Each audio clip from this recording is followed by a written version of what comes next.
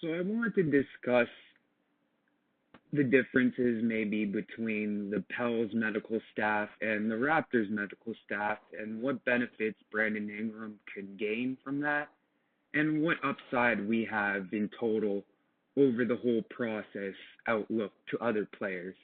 I think when you say organization is a championship organization or a first class organization, there are certain things that entail that. I'm going to specifically focus on medical staff and the surrounding departments around that and talk about the organizational structure. I think through a lot of the stuff I've been able to glean from open gym interviews of different medical people and different people in the Raptors organization, I think our organization structure is based on communication and information. Everyone seems to be on the same page. And I think we institute like leaders in each department that kind of handle the more specific, big detail things like Alex McKechnie. We have a picture of him up here. He was part of our championship team. He's still the president of like medical operations or whatever his title is. He's probably the guy that talks to specialists when a surgery is needed or consults with outside specialists. Then he takes that information and relays it to the whole medical team. They have meetings apparently every day, but I think there are also different elements of this where they also communicate with nutrition, so the chefs, diet planners, all that type of stuff. They also talk with the strength and training department as well, because managing injuries is in part preventing injuries, and strengthening certain muscles around an injury can help it, like stop it from re-injuring, or strengthening a certain muscle can compensate weight. And there's a whole bunch of different body science, but I think it entails a synergy between three different kind of like pillars of health per se, right? The right diet when they're not on the, like in game shape and running a lot, probably lower the carbs. If they're working out a lot, increase the protein, do different things, adjust their diet based on what their daily activities are, right? And I think this all takes communication and information where everyone's on the same page. And I think obviously recovery, masseuses, all that stuff falls under medical, and that's all planned out.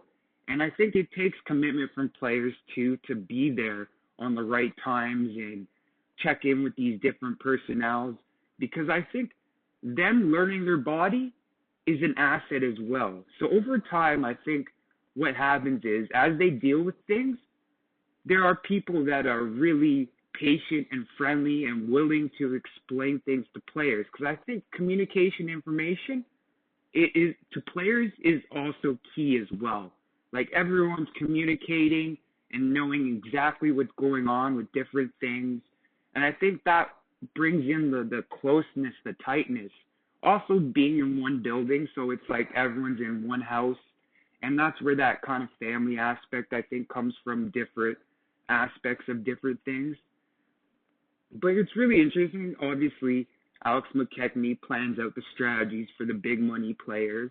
And then he works and mentors younger people to be his successor or move on to another place.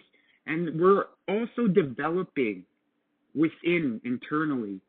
There's a thing called the Wayne and Teresa Emery Scholarship Foundation, I think. And it's where we take like medical staff and like trainers from lower, like coaches from lower Canadian kind of teams, and then we give them an opportunity with the big club. And that's where I gleaned some of this information from. There was a great interview where the medical staff was talking about how they meet every day and like information is relayed, and each player is unique. And so they like teaching them about their body will help them even if they're traded and moved on later, so they'll have a long career. So I think when that player moves on and people ask, "Hey, how is Toronto's medical staff?" and like, "How are you so like healthy all the time? You're not really hurt all the time."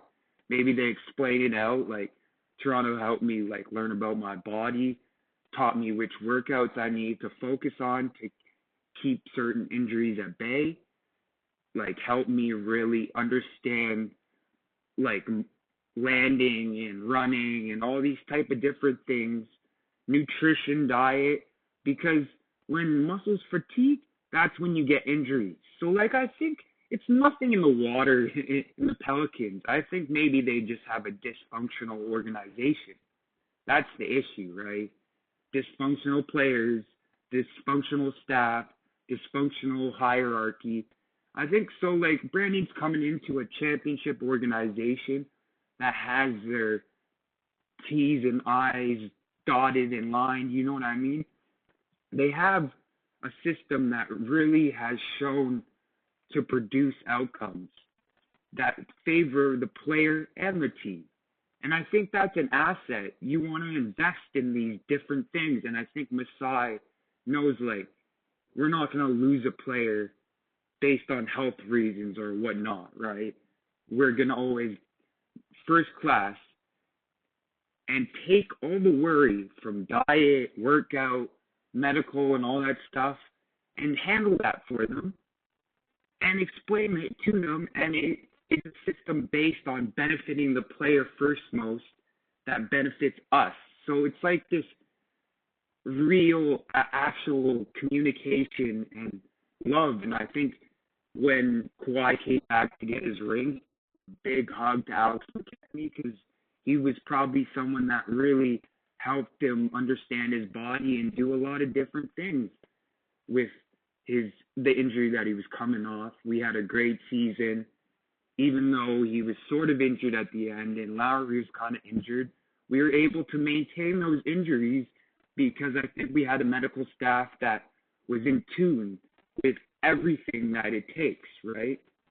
So in conclusion, I think Brandon Ingram will benefit greatly from showing games played, being able to build chemistry and bond. And the one thing that Raptors really do as a first-class organization, they take all the worries, and the player can just focus on getting better at basketball. And everything is kind of like tailor-made, so they worry about their downtime, and they worry about doing stuff on court and whatnot, and not necessarily all the rest that comes with being a pro. They are being taught it over the years with certain people that work with them, explaining different aspects and whatnot if they're curious about it, right? So I think that it's a great benefit for players that come through the system, even for a couple of years at a time. We provide them valuable knowledge for them forward in their career. And I think probably previous players have talked to other players, and you know how word of mouth is amongst players. They want to check in with certain guys to see if their concerns can be met by a certain organization. And I think that's a great benefit and a reason why Ingram wanted to come here specifically to Toronto. He was talking about how he liked the medical staff, and I think that's based on organizational structure and the individuals in the system. Hopefully that the volume was great and clear. Have a good one.